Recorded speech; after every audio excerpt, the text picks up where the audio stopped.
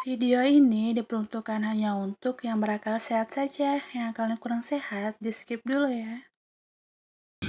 Bukankah syahadat itu rukun yang pertama yang harus kita ucapkan ketika masuk Islam? Yang pertama, syahadat inilah amaluddin ma'rifatullah. Jangan hanya mengenal nama, tapi harus tahu juga dengan wujudnya. Wujud ada dua pembahasan, wujud buktinya adanya Allah Ta'ala ini, dan wujud adanya Allah itu sendiri. Sekali lagi, Allah sebagai wakilnya loh ya. Jangan sampai salah persepsi. Jadi Allah yang menyatu di dalam diri manusia ini bukan Allah Ta'ala atau Tuhan yang menciptakan alam yang sebenarnya, bukan. Hanya sentuhan-sentuhan atau penyatuan-penyatuan saja yang berupa hasil karyanya. Jadi nggak boleh GR kalau menyatu di dalam diri kita ternyata kita ini Allah. Nah, tidak serta-merta begitu.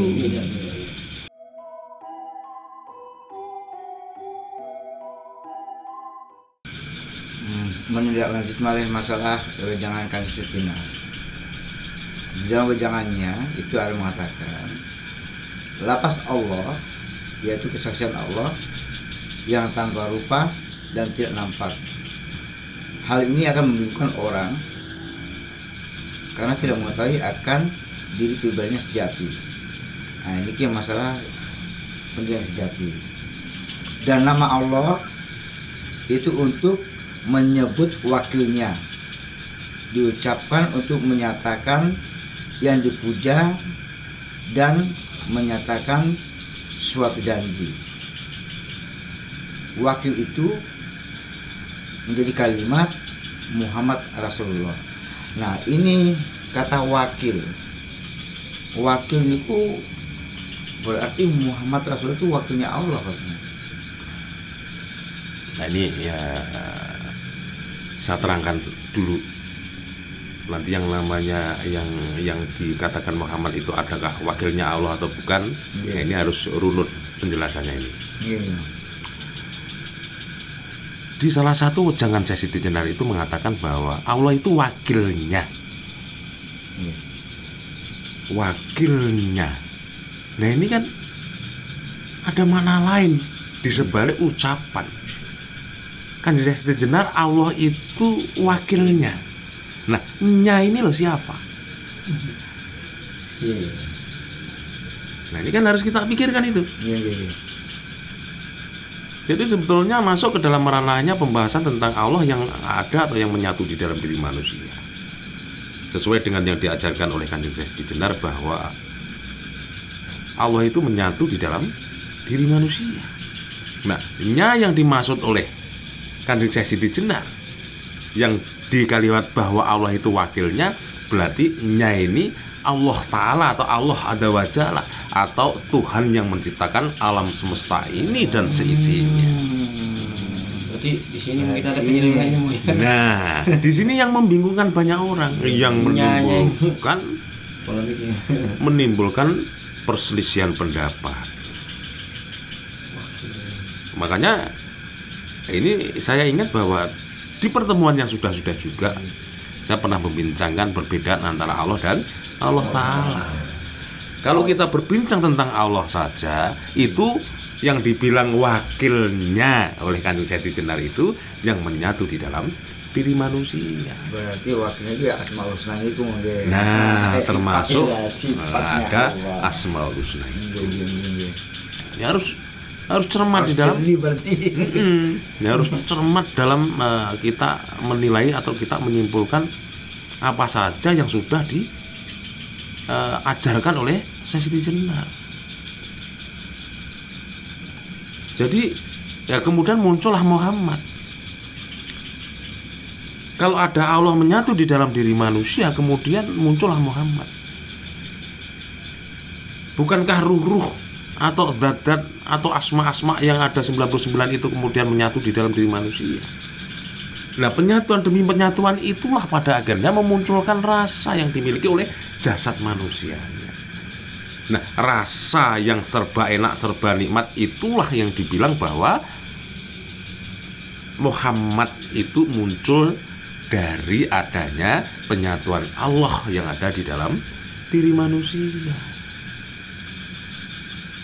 Jadi apakah adanya Muhammad atau Nur Muhammad atau Roh Muhammad yang ada di dalam diri manusia itu ada kaitannya dengan Allah? Ya tentu ada. Karena penyatuan Allah yang ada di dalam diri kita ini, kemudian jasad kita ini mempunyai rasa. Artinya kan ada penyatuan, ada kehidupan. Nah, kehidupan pasti ada rasa. Nah, kalau sudah tidak hidup, ya tidak akan ada rasa. Makanya mayat itu kalau yang sudah tidak hidup, ya mungkin kita pukulin sampai tangan kita yang pegal semua kan, nah, dia sudah nggak mempunyai rasa. Jadi pertanyaan jenengan bahwa apakah Muhammad ini berasal dari Allah, bisa dibilang iya. Bisa berasal atau sebagai kelengkapan kehidupan manusia yang ada penyatuan-penyatuan Allah dan zat-zat yang termaktub di dalam Asmaul Husna. Nah, sebetulnya ini kan membincangkan soal syahadat, kesaksian sebetulnya. Kesaksian kan? Kesaksian. Jadi Allah itu kalau hanya dilapatkan atau hanya diucapkan, kan hanya sebatas ucapan belaka. Nah, kalau ucapan belaka ini dimaksudkan yang tidak ada nampak, tidak ada wujud ini akan membingungkan banyak orang. Ada kaitannya dengan kesaksian kok tidak bisa membuktikannya, tidak bisa mewujudkannya, hanya menyebut soal nama. Nah, ini yang membingungkan banyak orang. Nah, ilmu sejati yang diajarkan oleh Kanjeng Syekh Siti Jenar yang mengajarkan tentang wujud penyatuan-penyatuan itu, nah maka untuk menyempurnakan atau untuk mencukup syarat rukunnya syahadat atau kesaksian, nah itu harus benar-benar manusianya ini tahu tentang wujud dan keberadaan Allah. Sebetulnya begitu loh. Tapi memang ini pemahaman untuk orang-orang yang ingin tahu lebih tentang syariat agama yang di dalamnya ada syahadat.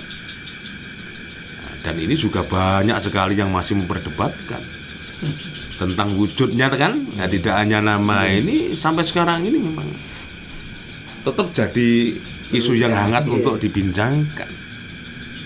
Nah, seperti yang sudah saya sampaikan juga, kalau sudah berbincang tentang Allah yang tidak hanya sebagai ucapan atau lafaz saja atau hanya kata-kata saja, yang mengarah ke soal wujud ini kan ada dua pembahasan yang harus kita tahu.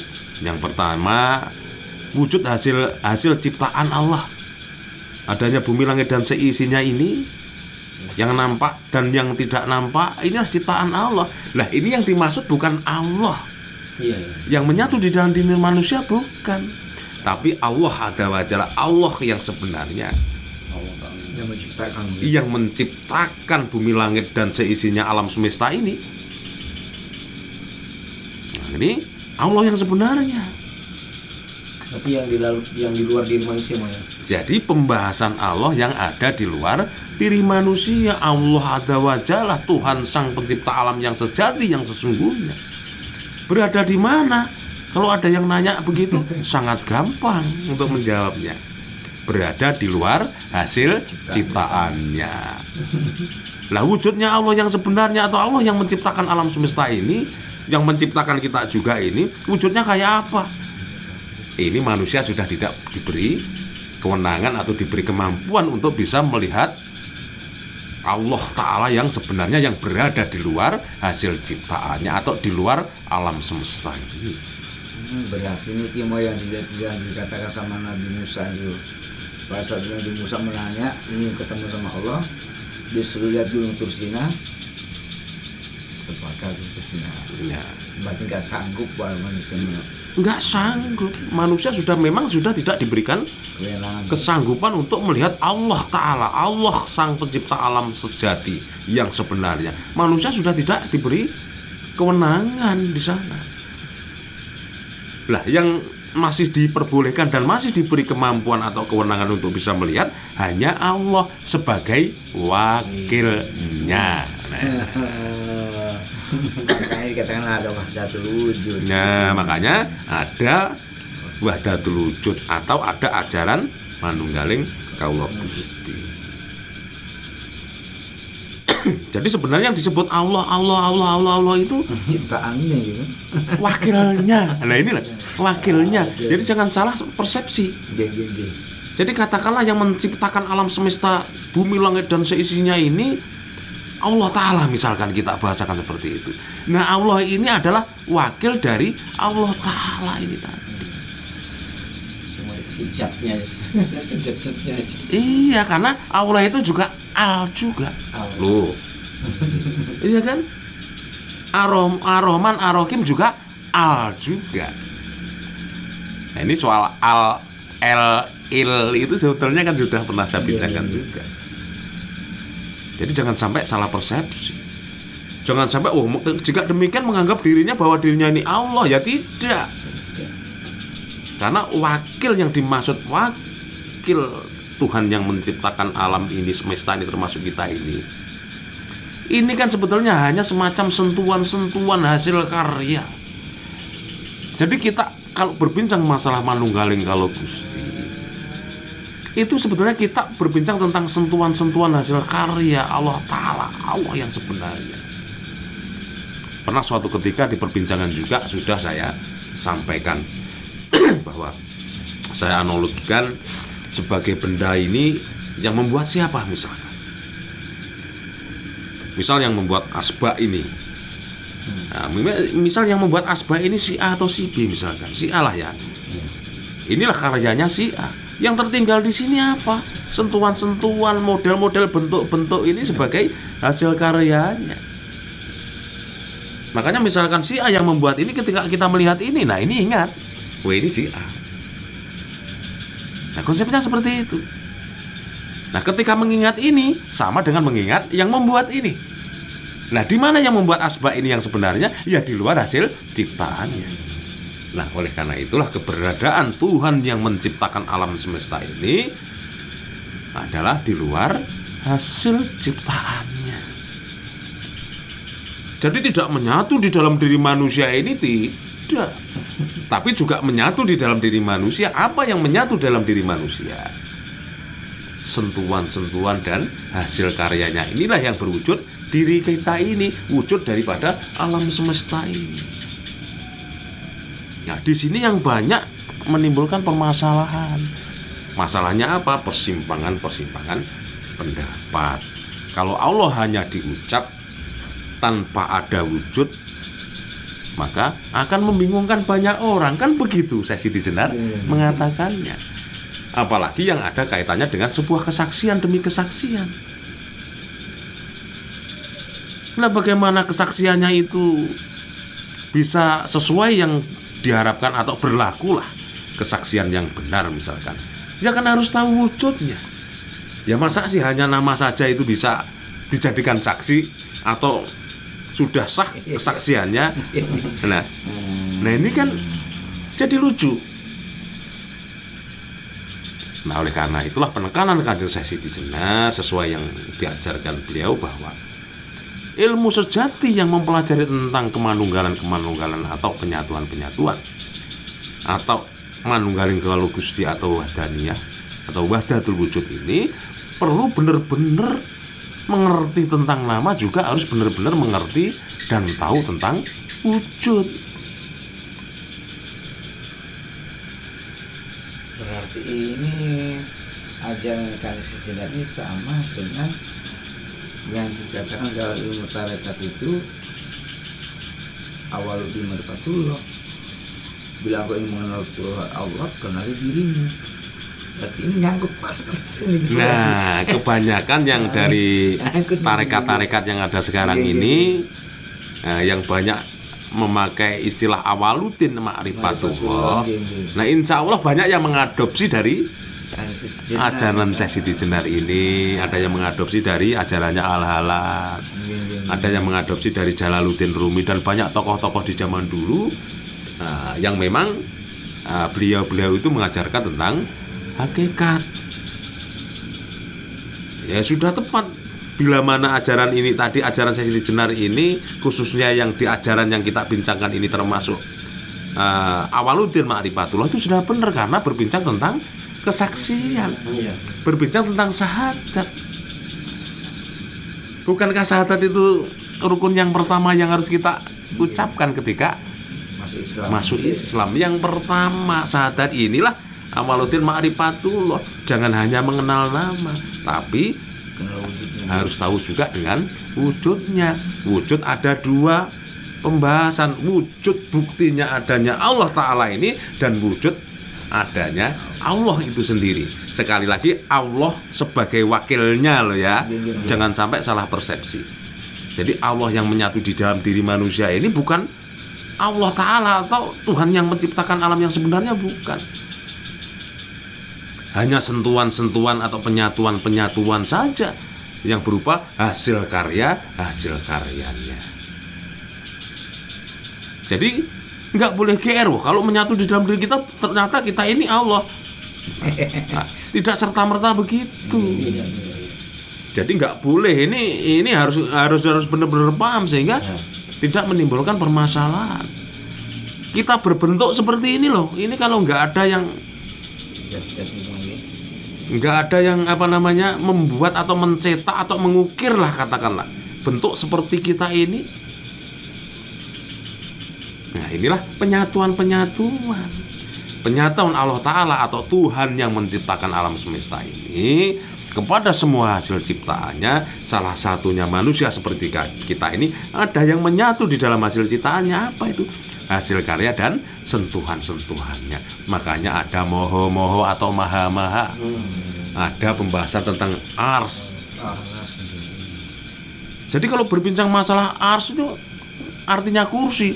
Kita menganalogikan bahwa Allah itu, Allah Ta'ala atau Tuhan yang sebenarnya itu duduk di singgasana. Nah itu malah musyrik. Berarti menyamakan dengan ciptaannya dengan yang lain. Pemahaman ini yang keliru pada akhirnya. Nah, yang dibilang ars atau kursi itu bukankah untuk duduk? Nah, untuk duduk itu sebetulnya pembahasan, misalkan kita berbincang tentang mahanya atau salah satu asmaul husna misalkan. Seperti yang sudah saya sampaikan, misalkan Ar-Rahman, Maha Pengasih. Arsnya di mana, duduknya di mana, menyatunya di mana, ternyata di bibir kita. Ar-Rahim juga begitu, Maha Penyayang. Nah, ini kan sering kali saya sampaikan ini. Berarti selama ini berarti ya ada yang kurang paham tadi itu, jadi menafsirkannya salah juga jadi. Keliru juga karena penafsiran berbeda-beda jadinya. Nah karena inilah, karena kenapa kemudian menjadikan perbedaan pendapat. Perbedaan pendapat ini muncul karena tidak sampai ke titik wujud. Nah coba ketika sebuah keyakinan ini benar-benar dicukup syaratkan tentang keyakinan ini, cukup syarat rukunnya yakin itu seperti apa sih? Syarat rukunnya yakin itu kan harus benar-benar paham dan harus benar-benar bisa menyaksikannya, bisa membuktikannya. Nah, cuma yakin aja nggak? Nah cuma yakin kosong tanpa ada yang mendukung apa yang kita yakini ini, ya akhirnya keyakinan ini sama dengan keyakinan yang tidak berbobot atau keyakinan yang kurang syarat rukun. Nah, hanya ilusi saja pada akhirnya. Jadi kalau ibadah mungkin ngambang aja. Nah, makanya itu.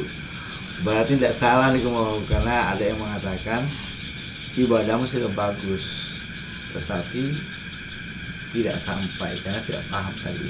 Nah iya, ya sebaik-baiknya orang melakukan sesuatu itu jika kita sudah mengetahui betul tentang apa yang kita lakukan. Ya apapun itu, ada urusannya dengan ibadah atau urusannya dengan yang lain, tetap harus kita tahu apa saja yang ingin atau yang akan kita lakukan. Maka hasilnya kan bisa maksimal.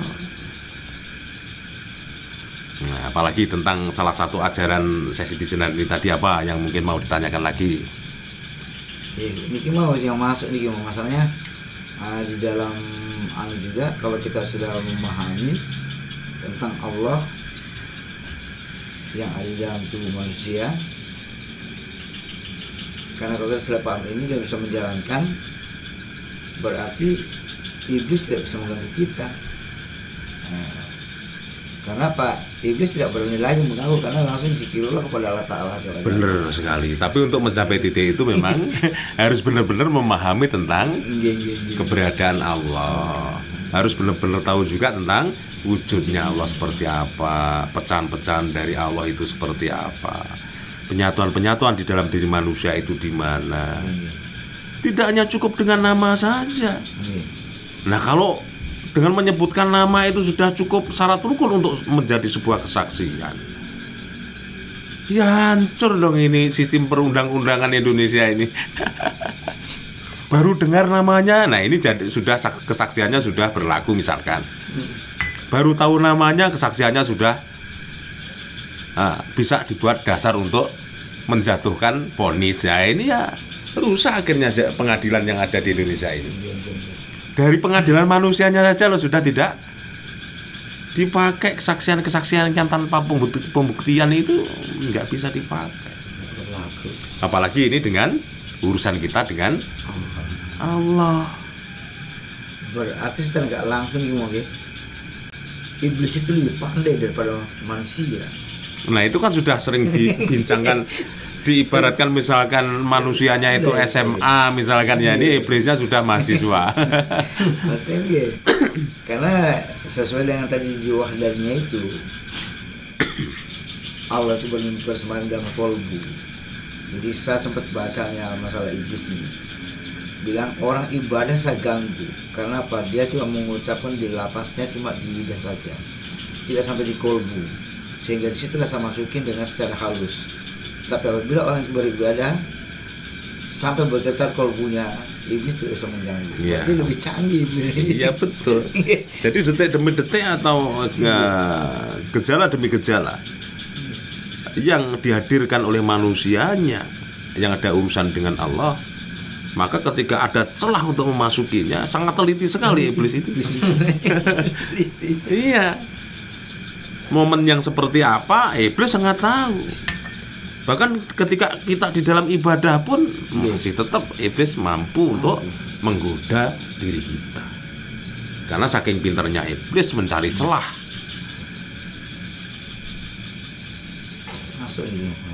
Nah, makanya kita harus setidak-tidaknya kita harus mengkaji atau mengevaluasi diri kita sendiri.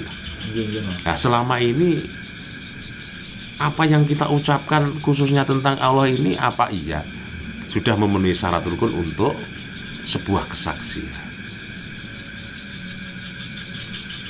Nah, kita harus mengkaji diri kita sendiri. Nah, jika belum, ini karena masuk ke ranahnya Awaluddin Ma'rifatullah, akan lebih baik kita mencari tata cara atau bertanya kepada seseorang yang mampu untuk membimbing kita. Bagaimana kita bisa benar-benar menguasai tentang wujud. Ini nggak perlu kita malu, karena ini termasuk sesuatu yang sangat penting karena kita ini makhluknya Tuhan gitu loh.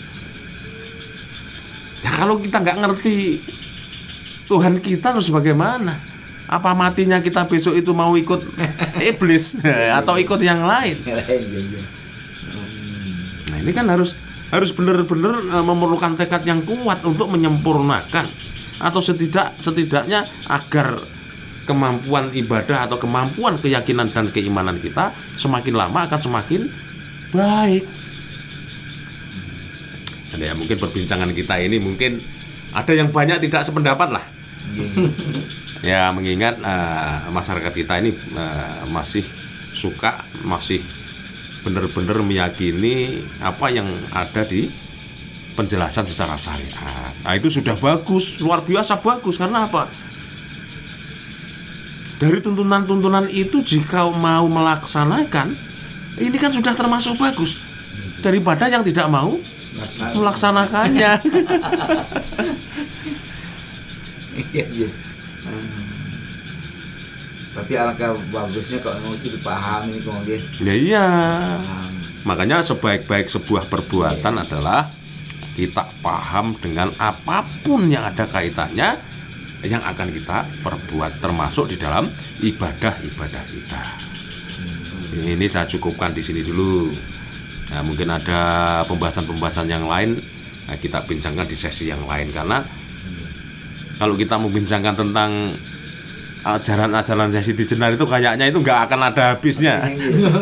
Nggak akan ada habisnya, ada saja pokoknya. Iya, iya. Masanya menyangkut masalah awal betul panjang. Nah, makanya itu ya, mudah-mudahan apa yang kita bincangkan ini setidaknya bisa dijadikan referensi untuk memahami sesuatu yang ada kaitannya dengan ajaran Sesi Jenar. Ini mungkin kalau ada yang tidak sependapat ya boleh mengkritik, juga boleh mengatakan bahwa ini opini saya secara pribadi. Tapi setidaknya meskipun sedikit ini yang saya mampu mengerti dan mampu untuk menyampaikannya, kalau ada kekeliruan dan kesalahan, anggap saja ini kekeliruan dan kesalahan saya secara pribadi. Boleh, siapapun boleh mengkritik apa yang sudah saya sampaikan ini, tapi ingat, sebaik-baik kritik adalah harus diiringi dengan penemuan atau kesimpulan yang baik juga, sehingga tidak hanya menghujat, tidak hanya menyesatkan, tapi memberikan petunjuk yang lebih baik. Saya akhiri dulu. Nah, mudah-mudahan apa yang kita bincangkan ini bermanfaat bagi diri kita sendiri, khususnya untuk yang hadir ini, dan untuk siapa saja yang mendengarkan obrolan kita ini. Amin. Amin.